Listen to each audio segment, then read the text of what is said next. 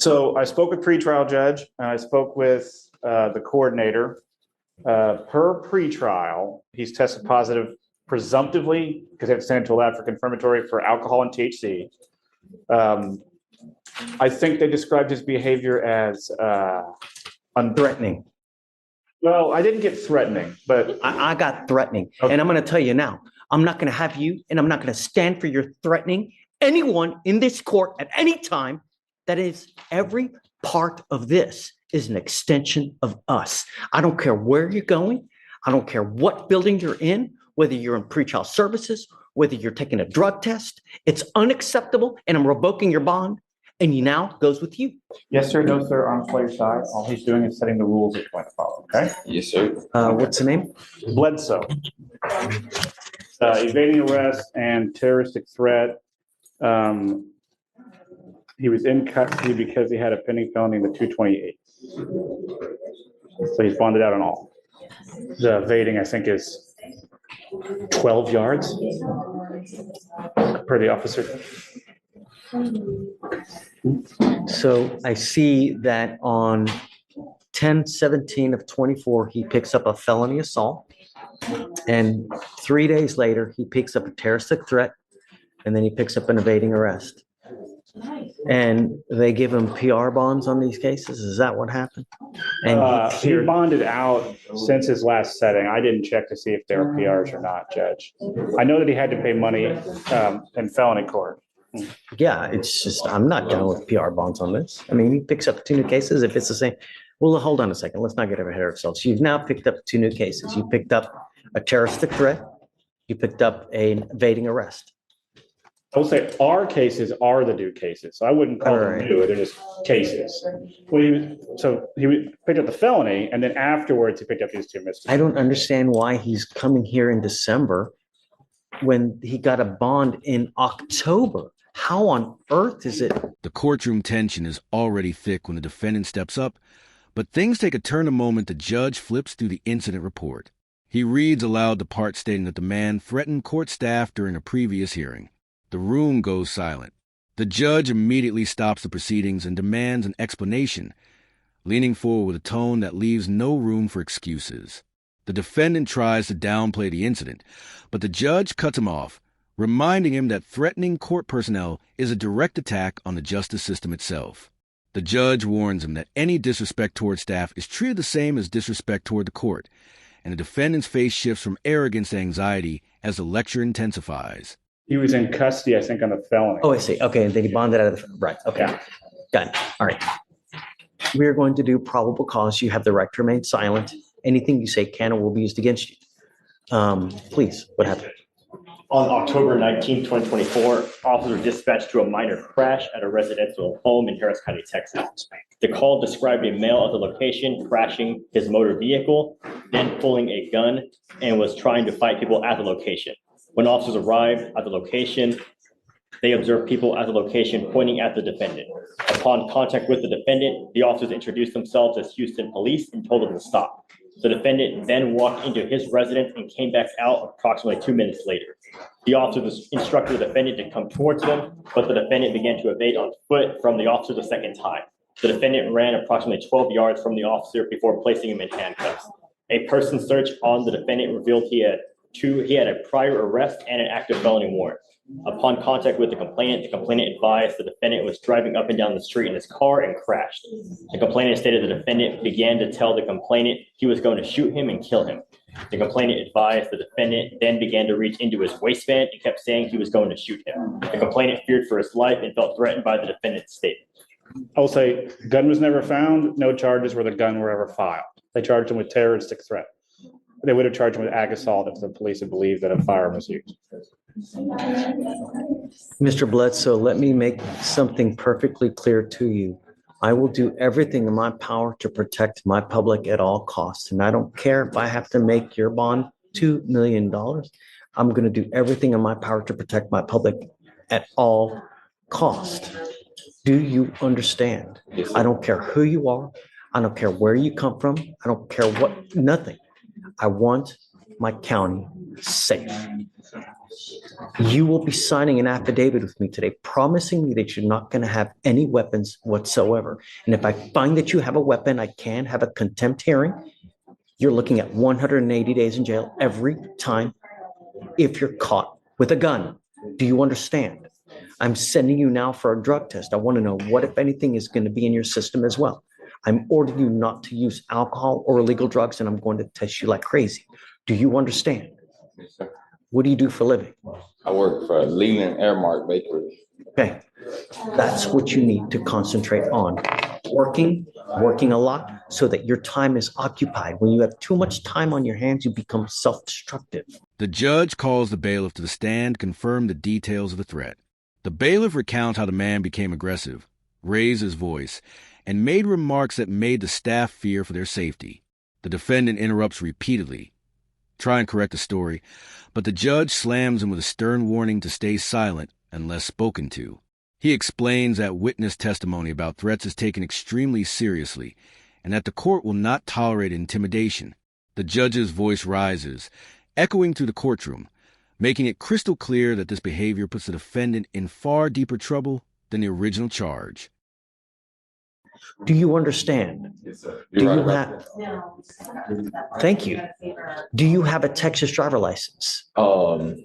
It's a yes or it's a no. Then you're not allowed to drive. On this affidavit, you will also be promising me that you're not going to drive. Do you? Do you have a different state's driver's license? City? He asked if you have a Texas driver's license. Do you have a driver's license from any other state? No, I'm from Houston. Okay, sorry. I'm just making sure you didn't have Louisiana or something. Not drive. I am also putting on this affidavit that you're not going to drive. Do you understand? Yes, sir.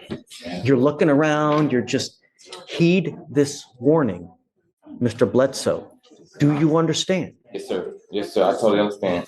I only have one off day. I just sleep all day.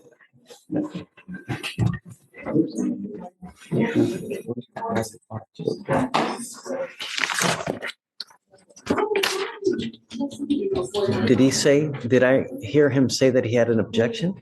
No, most definitely not. He was No. just asking me a question. Okay, No just objections. don't use. Stay out of trouble. You're in enough hot water as it is. You know, the thing is, Mr. Bledsoe, is that a lot of people make very, very poor choices when they're out there in life.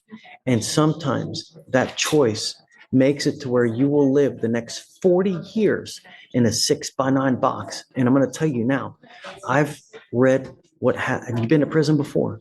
Nope. I want you to hear me. I've read stuff about what happens in prisons, and it had me in tears. It was as bad as could possibly. If you think of your worst nightmare, it's worse in our Texas prisons. They don't give a rat's behind about you, and you will be passed around like a proverbial doll. It's awful. Believe me, it's not worth it. Don't have a gun. Yes, sir. All right? Thank you, Judge. All right.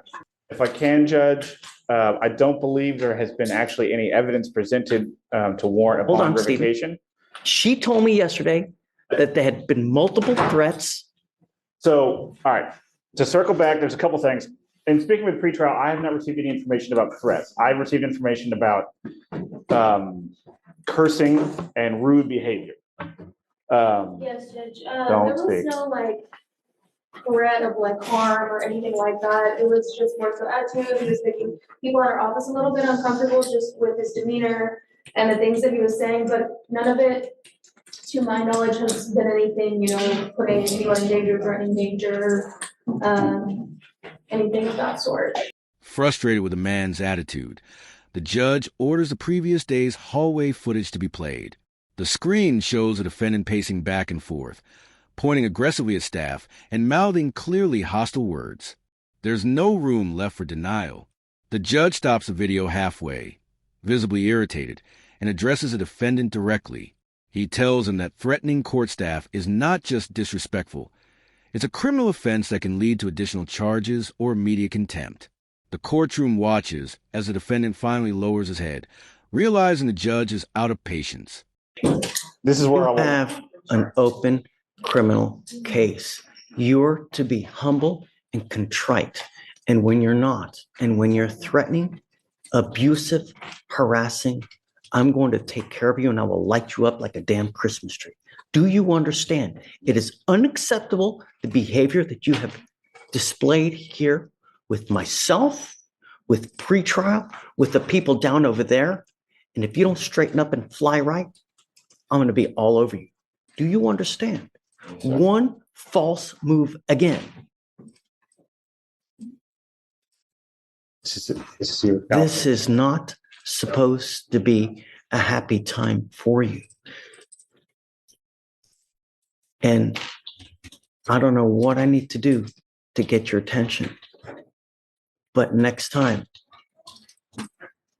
I will classify you as a danger, revoke your bond, and make it so high you will have teeth falling out. Do you understand? Sir. Take a seat. Thank you, Judge. Back to your point. Do you have a preference on the reset date, Judge?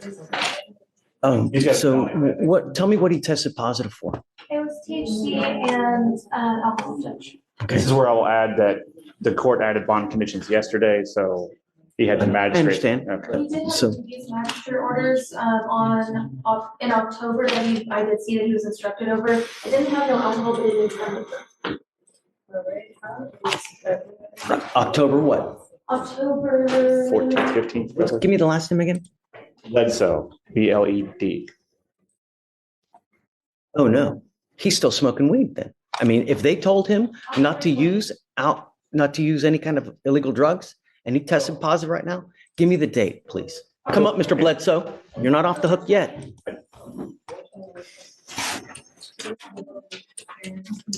This is where I will repeat my assertion that since he's out on bond, he's entitled to a hearing where the rules of evidence would apply. What we're doing right now. Well, then I'm going to object to hearsay to anything and everything being heard by the court.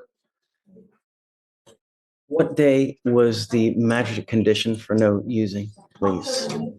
October 20th.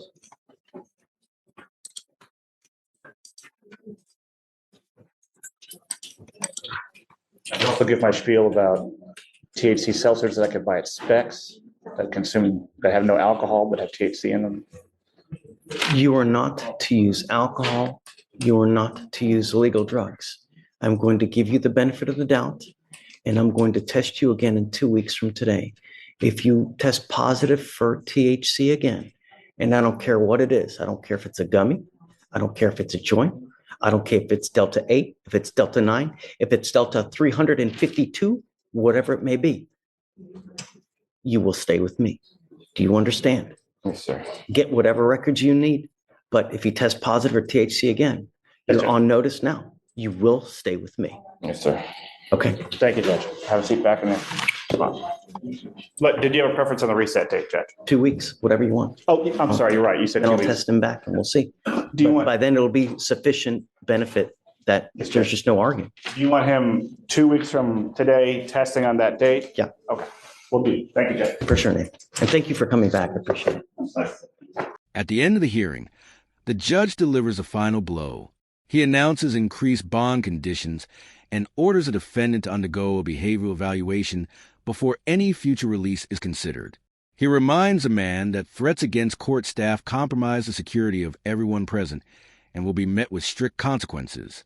The judge ends by stating that if any further disrespect occurs, even a word or gesture, the defendant will be held in contempt on the spot. The defendant is escorted out by deputies, no longer confident, as the courtroom watches in silence.